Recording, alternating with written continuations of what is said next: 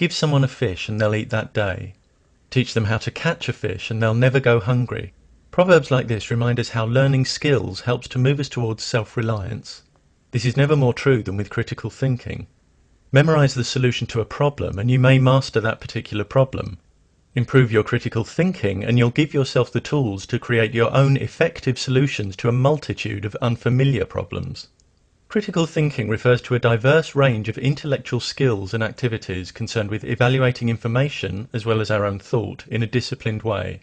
When we're willing and able to examine our own capability as thinkers, acknowledging problems and weaknesses, this can help us refine our thought processes so that we learn to think and assess information in a more comprehensive way that increases our ability to identify and reject false ideas and ideologies.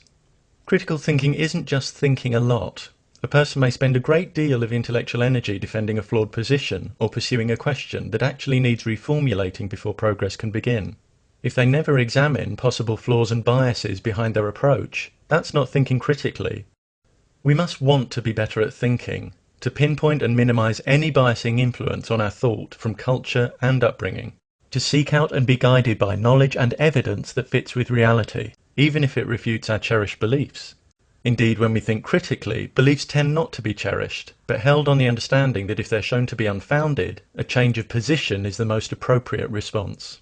Critical thinkers cultivate an attitude of curiosity and eagerness to widen their perspective and broaden their knowledge, and they're willing to do the work required to keep themselves properly informed about a subject.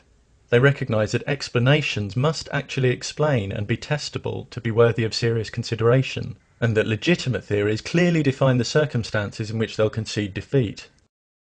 Critical thinking embraces skepticism. Skepticism doesn't mean an indiscriminate rejection of ideas, as some mistakenly believe. It refers to doubting and suspending our judgment about claims with which we're presented, so that we don't simply accept claims which might be unjustified, but first take the time to understand them, examining the reasoning and possible assumptions and biases behind them. Reasoning behind factual claims should be based in sound, consistent logic, not on emotions and social pressure, because the truth value of factual claims isn't determined by the emotion that accompanies them, or the fact that they may be believed by certain social groups. Sometimes people try to persuade us that reason has no value, but that's an untenable position.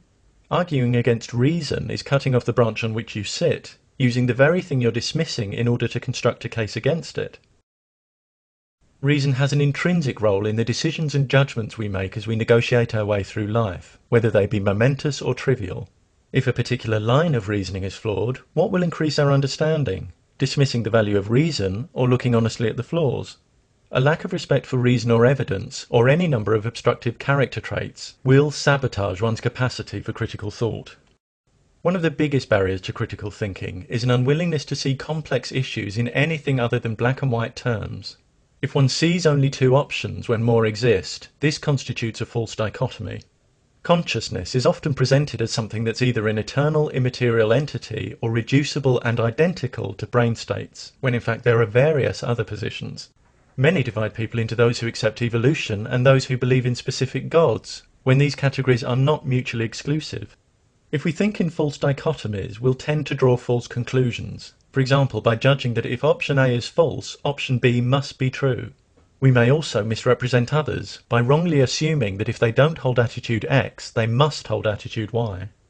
Black and white thinking often reflects an underlying reluctance or refusal to deal with the uncertainty that results from complexity and an absence of definite answers. But leaping to flawed conclusions because you can't tolerate the ambiguity of not knowing is not about truth or curiosity, but comfort.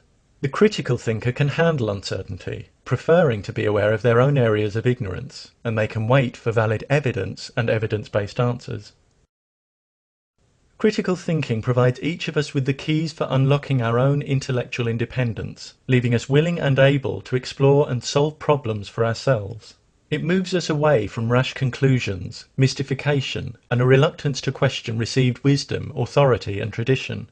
It moves us towards intellectual discipline, the clear expression of ideas, and the acceptance of personal responsibility for our own thinking. Communities in which individuals are eager to acquire and apply the best knowledge and reason in all fields, and willing to acknowledge and correct flaws in their own thinking, are better equipped to create more profoundly effective solutions to the challenges we face in living and living together. When we teach and encourage critical thinking, we empower individual lives and invest in our collective future.